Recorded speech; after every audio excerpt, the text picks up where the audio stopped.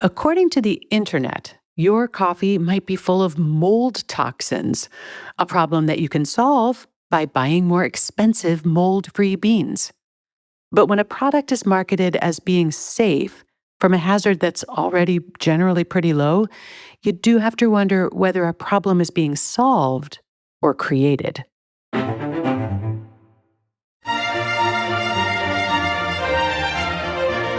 Hello, I'm Monica Reinagel, and you are listening to the Nutrition Diva podcast, a show where we take a closer look at nutrition news, research, and trends, and answer your food and nutrition questions so that you can feel more confident about what you eat. Before we get started, take a quick look at your podcast app right now. Notice anything different? That's right, the Nutrition Diva show has a fresh new look, and you are among the very first to see it. Now, nothing else is changing here. Same show, same host, just a new design to reflect how the show has grown over the years. So if you like our new look, we'd love to hear from you. You can reach me at nutrition@quickanddirtytips.com.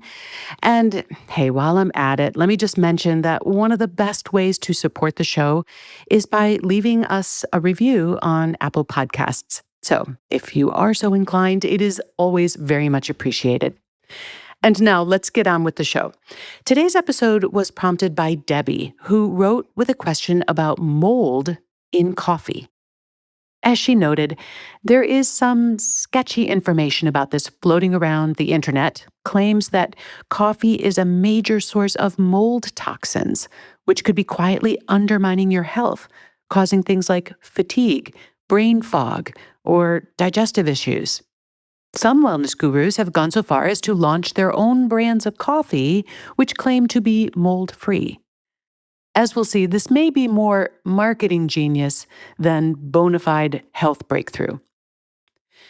When people talk about mold in coffee, they are actually referring to mycotoxins. These aren't technically molds. They are chemical compounds that can be produced by certain molds under specific conditions. Now, the mycotoxin that you're most likely to know by its first name is aflatoxin. Aflatoxins are commonly associated with foods like peanuts, corn, and certain spices. And for more on that, you can see episode number 517.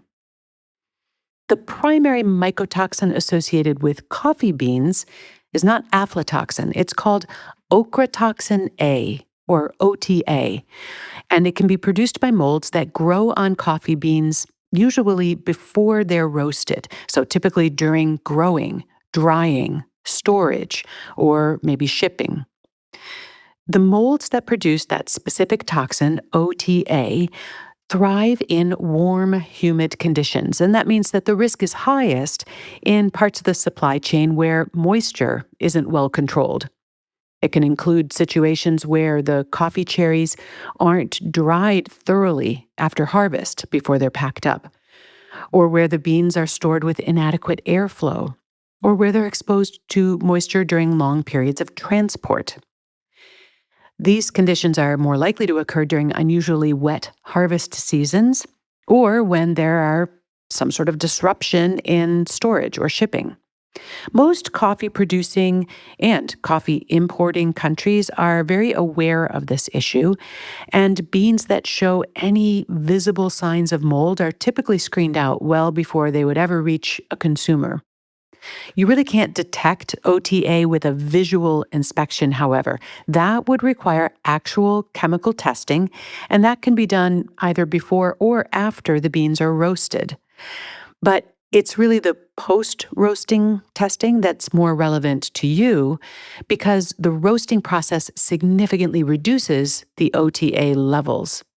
Any toxins that are present are at least partially broken down by that exposure to heat, and the molds themselves are destroyed by the heat, and that means that no new mycotoxins can be produced. And that's why even though OTA can often be detected in green coffee beans, the amounts that people actually consume from brewed coffee are typically very low. Testing for OTA isn't done on every bag of roasted coffee beans, but it is carried out at multiple points in the system. Exporters, importers, researchers and regulatory agencies all conduct selective testing to monitor OTA levels and to make sure that they're staying within established safety limits. So, what constitutes a safe limit? Well, health agencies have established a tolerable intake for OTA. This is an amount that could be consumed regularly over long periods of time without any appreciable risk to your health. And these types of limits are set by international and regional scientific organizations like the European Food Safety Authority or the World Health Organization after reviewing toxicology data and animal studies and human exposure patterns. And you know what? These limits are deliberately conservative. They're designed to protect people who are exposed repeatedly over many years, and they also always include very large safety margins to account for uncertainty and individual variation. And they're also assuming that you might be exposed to OTA from multiple foods and not just coffee. So when we're testing coffee for OTA, the question isn't, does this coffee contain any OTA at all? It's, how much would this contribute to my total OTA exposure? And is that within those safe thresholds? As it turns out, even when OTA is present in coffee, it generally amounts to only a very small fraction of that tolerable intake. And that's true even for people who are drinking several cups a day. And just as an aside, brands marketed as mold-free may not actually be any lower in mycotoxins than other quality coffee brands. And that's because most roasted coffees already test well below established safety limits. So at this point, I hope that this has been reassuring for most of you. Based on everything that we know, mold toxins in coffee are not something that I personally worry about, and they're not something that food safety agencies consider to be a meaningful risk for typical coffee drinkers. That said, people do differ in their risk tolerance and also in their sensitivity to various environmental hazards. So if you'd still prefer to minimize your exposure as much as reasonably possible, here are a few practical steps that make sense, none of which involve paying a premium for so-called mold-free coffee. First, buy your coffee from reputable roasters or brands that focus on quality. One small quality cue that you can use is the roasted on date. Coffee that's been roasted within the last few weeks is more likely to have been handled and stored properly. If there's no roasting date and only a sell-by date, try to choose something that's not that close to that cutoff. A longer runway usually means that the coffee hasn't been sitting around for as long. Secondly, stick with roasted whole beans rather than ground, instant, or green coffee products.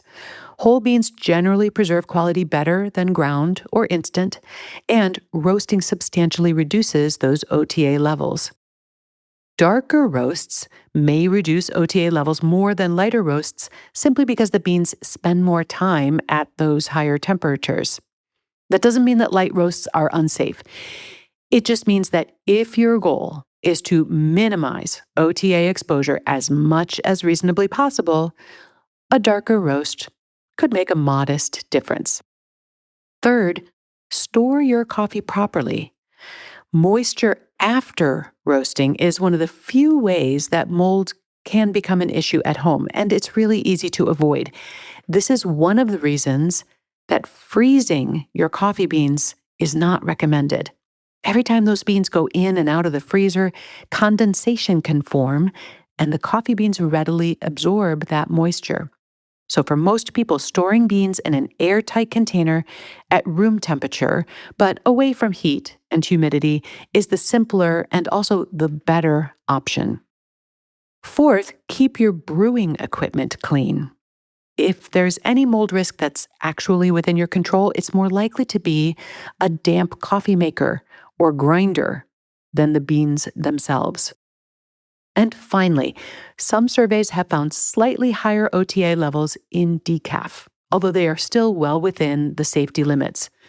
But again, if the goal is to reduce your exposure as much as possible, then you might want to enjoy your decaf in moderation, even though it is low in caffeine.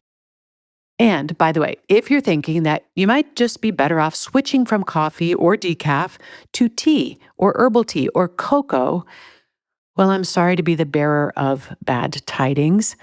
OTA has been detected in all of those beverages as well. But as with coffee, the amounts that make it into your cup are generally well below levels that could be considered to pose any health risk.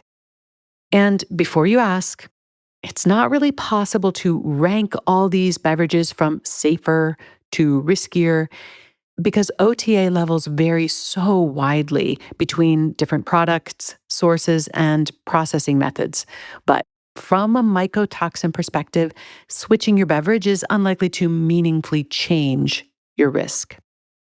And perhaps this is a good time for me to remind you of the difference between a hazard and a risk. OTA is a hazard in that it could cause harm if it were consumed in sufficient quantities. However, OTA is not a meaningful risk because the amount you are likely to be exposed to is far below the amount that would cause harm.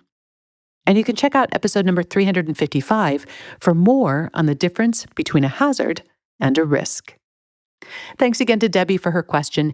If you have a food or nutrition question you'd like me to answer on an upcoming episode, you can email it to nutrition@quickanddirtytips.com. Nutrition Diva is a Quick and Dirty Tips podcast. Holly Hutchings is our director of podcasts. Steve Riekeberg is our audio engineer. Morgan Christensen heads up podcast operations and advertising.